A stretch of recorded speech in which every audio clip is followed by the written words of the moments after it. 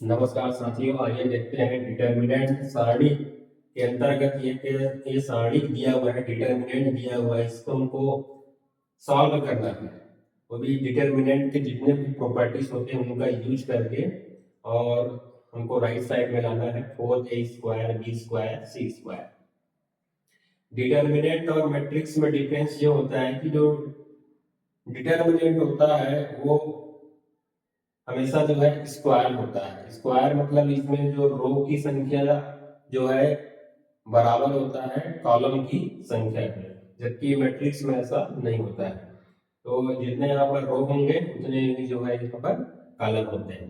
इसको हमको सॉल्व करना है, तो इसका हम ले लेते हैं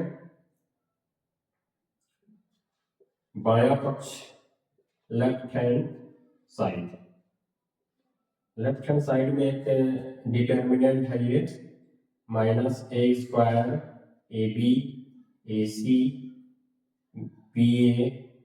-b² bc ac bc और माइनस का c²। देखो हमको राइट साइड में ये ए बी सी सबका जो है ये स्क्वायर है, तो हमको यहाँ से जो एलिमेंट कॉमन लेने योग्य है उसको हम लोग कॉमन लेंगे। इसमें हम ऑब्जर्व करने पर हम पा रहे हैं कि जो फर्स्ट रो है उसमें ए जो है हम कॉमन ले सकते हैं, सेकेंड रो में जो है बी कॉमन लिया जा सकता है, और थर्ड जो रो है उसमें जो है सी को कॉमन लिया जा सकता है। इसी चीज को यहाँ पर लिखेंगे R1 R2 व R3 से क्रमशः क्रम से ए बी व सी उभयनिष्ठ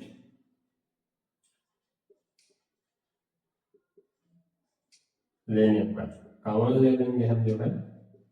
तो कॉमन लेने पर ये हमको मिलेगा ए कॉमन ले लिए फर्स्ट रो से, बी कॉमन ले लिए सेकेंड रो से, और सी कॉमन ले लिए थर्ड रो से।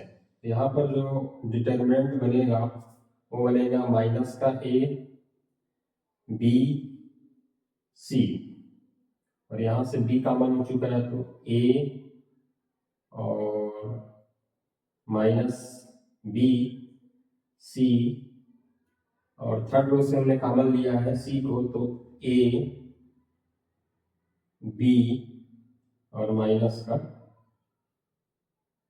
सी, ये हमको मिलेगा। अब आगे इसमें बढ़े तो इसमें और जो है उभयनिष्ठ ले पाना संभव है। इसके लिए हम क्या करेंगे, जो फर्स्ट रो है वहां से ए कॉमन लिया जा सकता है, second row sorry first column से ए कॉमन लिया जा सकता है, सेकेंड कॉलम से बी, और थर्ड कॉलम से जो है सी उभयनिष्ठ लिया जा सकता है। इसी चीज को यहाँ पर हम लिखेंगे। ये जो हम कर रहे हैं इसको बोलते हैं संक्रिया या फिर ऑपरेशन। तो C1 C2 व C3 से क्रमशः ए बी व सी उभयनिष्ठ लेने पर, यहाँ पर भी हम कॉमन ले लेते हैं। तो कॉमन लेने पर ये फर्स्ट जो कॉलम है वहां से ए कॉमन लेंगे, तो इधर ये ए स्क्वायर हो जाएगा, पहले से हमने ए बी सी कॉमन ले चुके हैं इसलिए, और ये बी स्क्वायर होगा, अगला जो है c²। अब जो डिटर्मिनेंट होगा इसमें हमको मिलेगा -1 1 1, यहाँ से भी ए कॉमन हुआ है तो 1 -1 1 1 1 और -1, ऐसा हमको एक सारणी मिलेगा। अब इसमें यहाँ तक पहुंचने के बाद हमारा एक टारगेट होना चाहिए, इसमें हम किसी रो या फिर कॉलम में जो एलिमेंट है उनको हम जीरो बनाएं, ऑपरेशन लगाकर, संक्रिया लगाकर, चाहे ये रो में हो सकते हैं या फिर कॉलम में। ध्यान रहे कि कंटिन्यू जो एलिमेंट होने चाहिए, लगातार रो में 2 एलिमेंट जीरो होने चाहिए या फिर लगातार 2 एलिमेंट जो है कॉलम से होने चाहिए। इसके लिए यहाँ पर हम फिर से संक्रिया लगाएंगे। तो यहाँ पर हम देख सकते हैं कि अगर इनको फर्स्ट रो और सेकेंड रो के एलिमेंट को जोड़ दिया जाए, है ना। संक्रिया इस प्रकार से लिखना होगा। संक्रिया, ये जो संक्रिया कर रहा हूं मैं जो है रो, फर्स्ट रो की लिख रहा हूं, इसको मैं ऐसा लिखूंगा R1, रो का निशान लगाऊंगा और यहां पर लिखना पड़ेगा R1 प्लस R2। पहले रो में जो है दूसरे रो के एलिमेंट को जो है जोड़ा जा रहा है। तो ये आगे जब हम ऑपरेशन लगाएंगे तो ये मिलेगा a square b square c square हम कॉमन ले चुके हैं। इसके अंदर सारणी के अंदर जो एलिमेंट होंगे -1 में हम 1 को जब प्लस करेंगे तो ये 0 हो जाएगा। फर्स्ट रो में 0 आएगा क्योंकि हम ऑपरेशन R1 के लिए हो रहा है। इसी प्रकार 1 -1 को जब जोड़ेंगे तो यहाँ भी 0 मिलेगा और ये 1 में हम 1 को जोड़ेंगे तो ये हो जाएगा 2 मिल जाएगा। बाकी जो रो के जो एलिमेंट है वो जो है एज इट इज रहेंगे, इसमें कोई बदलाव नहीं होगा। 1 -1 1 1 1 -1। अब यहाँ पर हमने देखा कि जो फर्स्ट रो है उसके 2 एलिमेंट जो है 0 है। तो हम अब इसको हम जो है R1 फर्स्ट रो के सापेक्ष जो इसका प्रसार कर सकते हैं। तो यहाँ पे आगे लिखा जाएगा R1 के सापेक्ष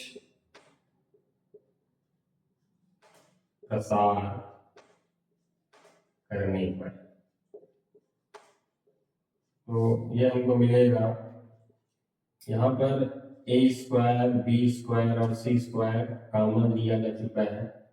इसको जब हम R1 के रिस्पेक्ट में एक्सपेंशन करेंगे तो ये पहला 0 फर्स्ट रो और फर्स्ट कॉलम के एलिमेंट को जो है छुपाएंगे और यहाँ पर 0 और ब्रैकेट के अंदर होगा -1 का मल्टीप्लाई होना है -1 से, तो ये हमको मिल जाएगा +1। बीच में लगाना होता है -1 का मल्टीप्लाई होगा 1 से, तो ये मिल जाएगा 1। अब 0 लेंगे, इसको माइनस दिया जाता है -0, लेकिन 0 का कोई साइन नहीं होता, ना ही वो नेगेटिव होता है ना ही पॉजिटिव। फिलहाल ये हमने इसको 0 ले लिया। फिर 0 जो है यहाँ पर फर्स्ट रो का जो है सेकंड एलिमेंट है, तो इसको फर्स्ट रो को छुपाएंगे और सेकंड कॉलम को हमको जो एलिमेंट मिलेगा 1 -1, इसका मल्टीप्लाई होने पर मिलेगा -1, फिर माइनस और 1 का मल्टीप्लाई होगा 1 से तो 1 मिलेगा। लेकिन जब इनको जब हम सॉल्व करेंगे तो आखिर में 0 से इनका मल्टीप्लाई होना है तो ये 0 के इक्वल ही मिलेगा, प्लस लास्ट 2। अब इसमें हम फर्स्ट रो और थर्ड कॉलम के एलिमेंट को छुपाएंगे तो यहाँ इसके अंदर मिलेगा 1 का मल्टीप्लाई होगा 1 से तो 1 मिलेगा और फिर माइनस लगाने के बाद 1 का मल्टीप्लाई होना है -1 सिर्फ तो -1 मिलेगा जो कि +1 हो जाएगा। और इसको हम आगे सॉल्व करेंगे तो ये हो जाएगा 4 a square b square c square, इसके अंतर्गत ये पूरा 0 हो जाएगा, ये भी पूरा 0 क्योंकि 0 के साथ मल्टीप्लाई होना है और 2 इंटू 1 + 1 हो जाएगा 2। तो यहाँ से ब्रैकेट से जो हमको मिलेगा वो केवल 4 मिलेगा, तो ये हमको मिल जाएगा सॉल्व करने पर 2 × 2 4 मिलेगा। इसको अगर हम ओपन कर देंगे तो ये मिल जाएगा 4 a square b square c square, ये इसका राइट हैंड साइड है। तो इस प्रकार से ऐसे जो डिटर्मिनेंट है उसको जो है